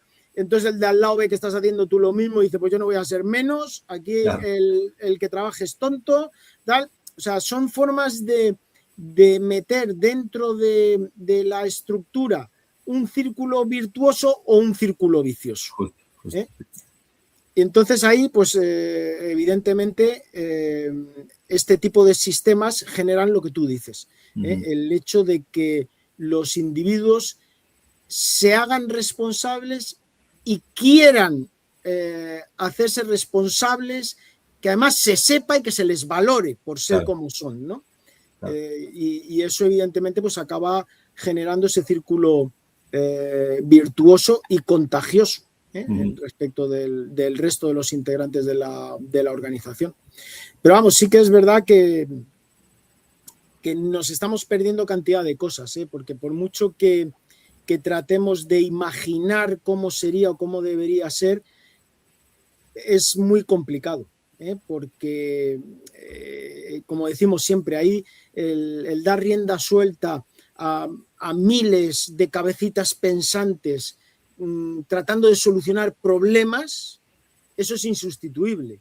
O sea, por mucho que un teórico, que un profesor, que uno es que diga, y esto sería o esto debería de ser, no tiene sentido. Tú pon las vías para que se haga. Tú da libertad. Tú abre la posibilidad y empezarán a pasar cosas. Empezarán a surgir. Es que siempre tenemos como esa mentalidad incrustada, como dices tú, desde pequeñitos, de que todo tiene que estar pensado, organizado, estructurado, ¿no? Los planes con objetivos, tal, no. No, tú deja libertad y verás cómo empiezan a pasar cosas que te desbordan, que ni siquiera te has podido ni siquiera plantear, que es lo que pasa muchas veces en estas empresas, ¿no? Que de repente empiezan a surgir. Por ejemplo, una de las cosas que se valora mucho en estas empresas es la aportación a la innovación de los trabajadores.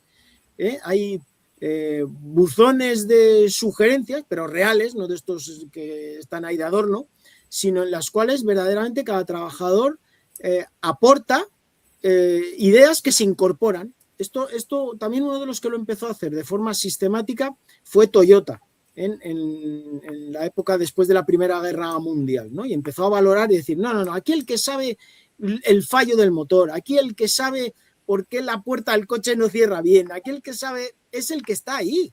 O sea, el directivo no tiene ni puñetera idea. Y entonces se daban incentivos que eran económicos, pero no tanto económicos, sino también de reconocimiento, por lo que decías tú, ¿no? Y entonces salía como trabajador del mes. Pues mira, fulano, fíjate lo que ha hecho. Una aportación genial que parecía una tontería, pero que ha contribuido a que la cadena de producción sea más ágil, a mejorar el trabajo del resto de los compañeros y a no sé qué. Y además tiene una gratificación y tal. O sea, ese tipo de incentivos que son impensables, por ejemplo, dentro del funcionariado. O sea, el funcionariado no tiene cabida, ¿no? Pero además, si te das cuenta, mira, el otro día ahora que digo eso, me ha venido a la cabeza que estábamos hablando sobre el tema de cómo también surgen a veces, ¿no? por estudios en economía y tal, críticas al funcionamiento de la administración, ¿no? De la burocracia, ¿no? Como los estudios que hicieron pues, a lo largo de muchos años en la Public Choice americana y tal, ¿no? Los problemas del sector político y del sector público en general y de la burocracia, del mal funcionamiento, ¿no? Y cuando se daban soluciones y decían, no pasa nada. Es verdad, la administración funciona mal, es lenta, es no sé qué, hay desmotivación, pero no pasa nada. Vamos a empezar a aplicar cosas del sector privado. Y dices, bueno, pero entonces, o sea, si tú mismo me acabas de decir que hay que copiar al sector privado, lo he entendido bien, porque todo este entramado de control burocrático, etcétera, etcétera, se derivaba del mal funcionamiento del sector privado, ¿no? De todos los fallos de mercado, que tenía que venir el Estado y la burocracia a salvarnos del caos del mercado y de la rapiña de los empresarios y de no sé qué. Y ahora resulta que me dices que para subsanar los fallos de la administración hay que mirar al sector privado para ver qué están haciendo y tratar de copiar cositas a ver si las metemos aquí y esto también empieza a funcionar porque no hay manera de que funcione correctamente, ¿no? O sea, son absurdos así, pero yo, si fuesen en la línea que te estoy diciendo de que lo hiciésemos por vía de órdenes espontáneos y que la propia administración dijese, oye, a ver si esto va a funcionar de verdad. Es que esto parece que es una maravilla, con ejemplos también, ¿no? y que se empezase a incorporar, y ahí sí que sería ya la verdadera revolución, claro. Total. Bueno, y el último paso, el que dices tú, a la enseñanza y en la educación. Claro.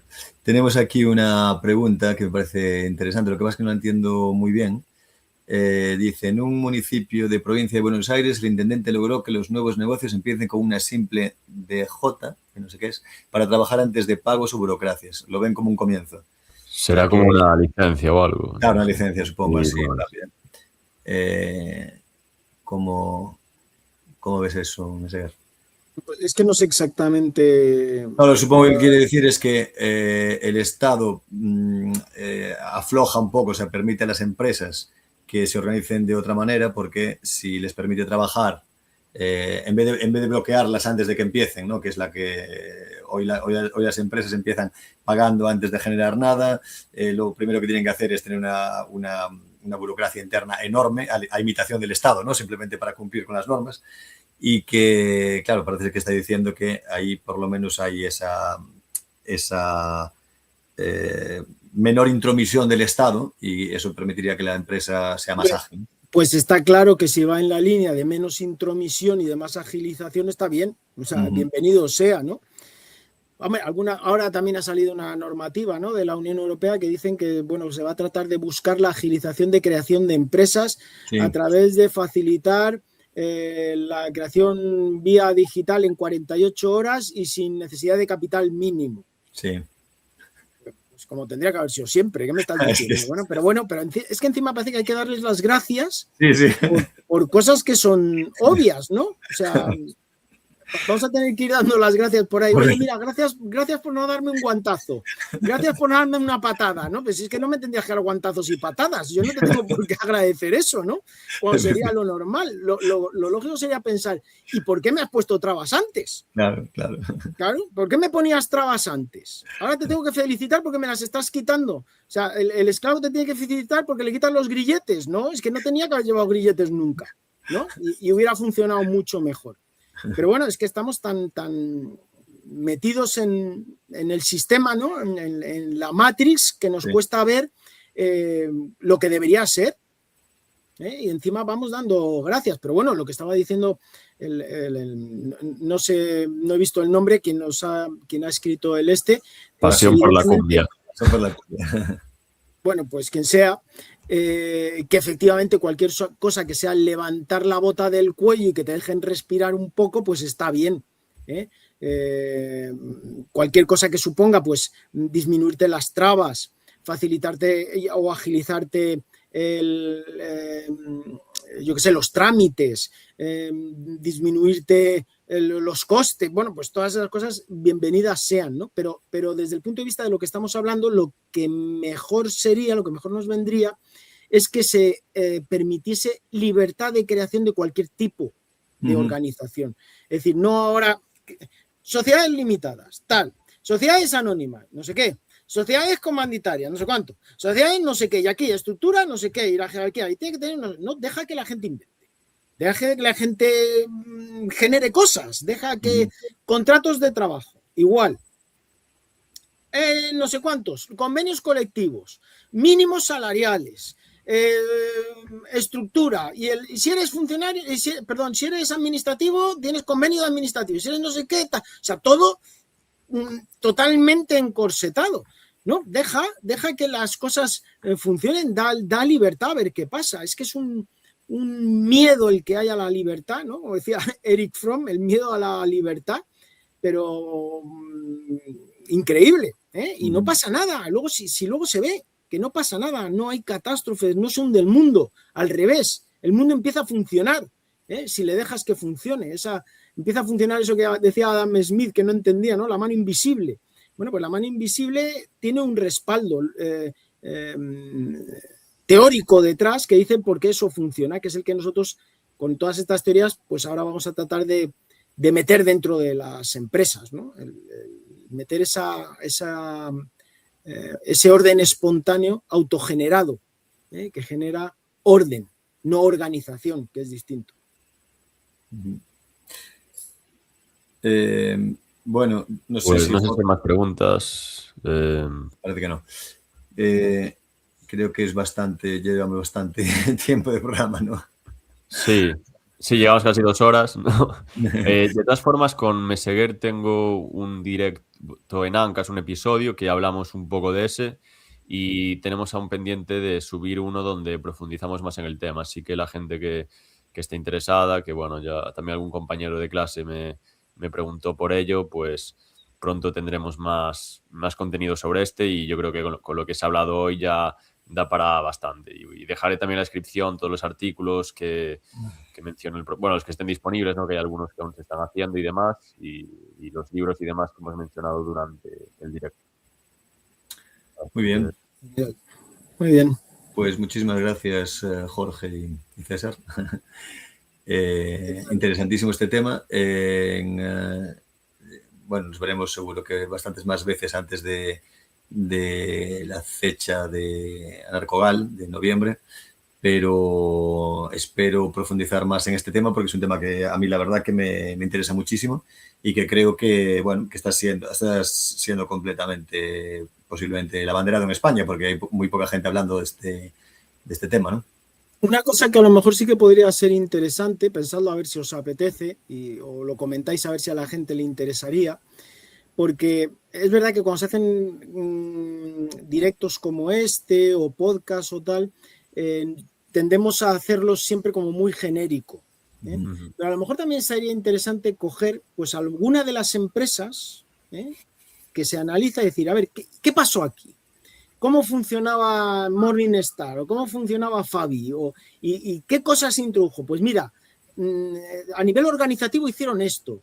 En términos laborales hacían esto otro. O sea, a lo mejor también puede ser interesante sacar temas más específicos, sí, concretos, ¿no? más concretos, que también la gente, que no se quede todo como en tan genérico, sino que eso que estamos diciendo que funciona se vea en casos reales, concretos, cómo en esa empresa funcionó.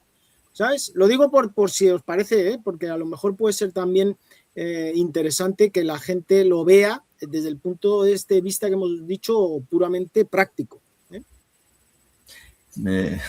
Nos dice Íñigo Escalante, al que le mandamos un fuerte abrazo: no cortéis que se ha roto un expresor en el Bernabéu, se ha cancelado el derbi, podéis seguir hablando hasta la 1 de la madrugada. Bueno, yo estaría aquí encantado de hablar con César hasta la 1 de la madrugada, pero mañana tengo que trabajar bastante temprano y qué bueno, qué simpático.